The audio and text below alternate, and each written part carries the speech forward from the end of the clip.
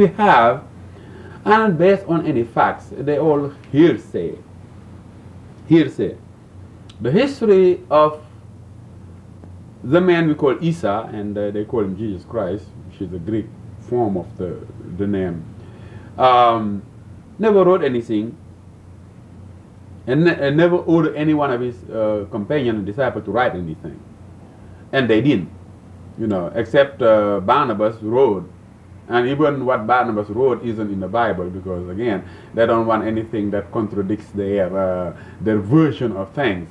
So we would suppose that with all the people who were eyewitnesses to the life of Christ, who have made some information, that information wasn't available to the people. So there was a selective process by which most of the books in the New Testament were selected because exactly they supported a particular view, the Eurocentric view of religion, and particularly of the quote-unquote Christian religion.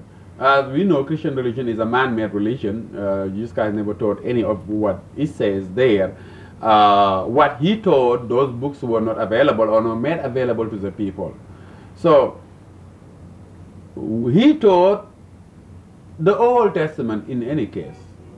You know, he's come to fulfill the law. He practiced as a Jew. He was a Jew. Never was a European, and never claimed to have brought a new religion, and that he was going to start somehow this new religion called Christianity. He came, at the time he came to make a reformation of the already corrupted religion that they had. The law of Moses, the law of the prophets, to uphold the law. And he will not suffer one iota of the law to be changed. This is what he said. So he came to reform that particular religion and to make people understand it in a way that was the proper way to understand, rather than the corrupted form by which it has become over the generation. Because as you know, everything starts out pure and clear from the time Moses taught it to now, after several years, we're talking about hundreds of years here, it became now where they have lost the sense of the religion.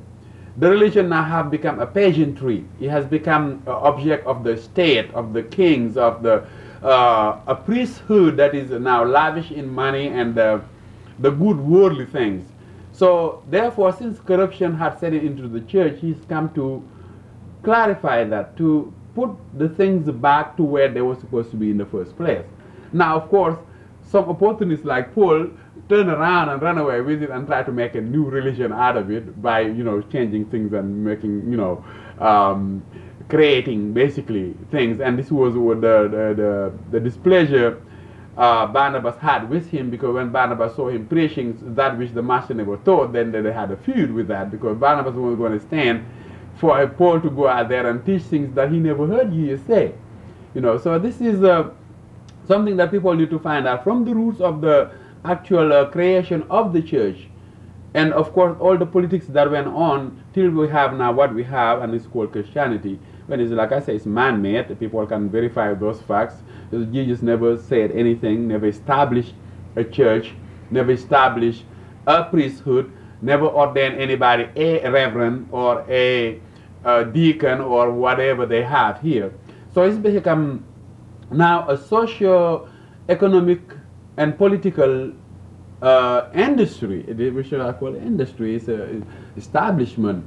It has nothing to do with the fear of God and the love of God and the worship of God in the way that he said it and he wanted it. It's become a corrupted worldly organization, basically, where now people seek careers in it, seek self-aggrandizement in it, seek to be important in the eyes of the people. And as you know, the church is one of the biggest religion we have. I mean, the biggest, not only religion, but the biggest business we have in this country, with, of course, all these so-called evangelists who claim God called them and God ordained them, and all of that is virtual hogwash. None of them can stand to the true reality or to the true test of faith. But again, they living high on the hog, on the back of the poor people, by basically perpetrating the brainwashing of the people. You take a lie, you perpetrate it because the lie benefits you. So therefore, since it benefits you, you want to make sure that nobody ever discovers the truth.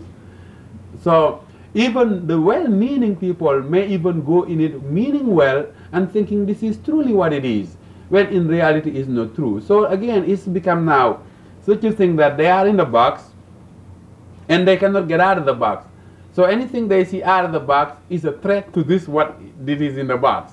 And this is why it's a difficult thing to tell people about a religion, because see, they have believed in this thing for so many years. They have believed in this tale they were told for 100 years, 200 years, 300 years. It's been passed down. So it becomes like, oh, it's the truth. It becomes, you know, a lie that's been told for so long becomes the truth. The same thing as the lie of Santa Claus. Santa Claus becomes the reality because the lie has been told for so long, so that the children believe it. Same thing with many of these folk tales and the legends. It becomes true to them, when in reality it's not true. So it's hard to pierce the people's mind and spirit, because it's already covered with a certain armor, an armor of, you know, a defensive armor. Because again, if that is broken, that will allow you to do some soul searching. Search again. What am I believing here? What, you know? But see, many people don't come to that point where now you kind of recheck everything. You put everything in place, and now let's check everything one piece at a time to know where the truth is in this thing. See, people are afraid to go through that, because again, all of this armor that they have for all of these years, once it becomes shattered, their lives become shattered, because their lives have become dependent on this faith. It's just like if you believe in a rock for so long and the rock helped you for so long, you come to not want to let go of the rock, even though if you step back for a minute, you look at it and see it as a rock. But see, people are afraid of that. There is a certain fear of letting go. Even of the false, there is a fear of letting go. And this is what I'm saying to all of those who are Christian, particularly when it comes to African American people, because that's who I'm talking mainly to. They, first of all, were brought out of a place where there was no such a thing as Christianity. There was no Christianity in West Africa. This is what I'm saying. And this is clear, it's in the story, it's in the books, so anybody can look it up. Those people who left the coast of West Africa, you can look at your map and see every single country on the coast of West Africa in the 16th century, because we know that the first slaves came in here 16th century over in Jamestown. So therefore, in the 1600s, those who left the west coast of Africa, and you can take it down from Mauritania all the way down to Zimbabwe if you want to, there were no Christian anything there. No Christian missionary, no Christian church. There was no Christian anything. Period. Christianity did not come to Africa till colonization. And colonization didn't take place till after slavery. Well, when slavery was outlawed and abolished, when people could not bring slaves out of Africa, the Europeans decided at the Berlin Conference of 1805 to go out there, since now we cannot have the slaves across anymore. Well, let's just go there and enslave them. And they set up this colonization. And of course, along with colonization always came the priests and the missionaries and all of that, trying to brainwash these people to get them to see the war and the belief according to them. And this is how many of the Africans who became Christianized as a result of either slavery or colonization.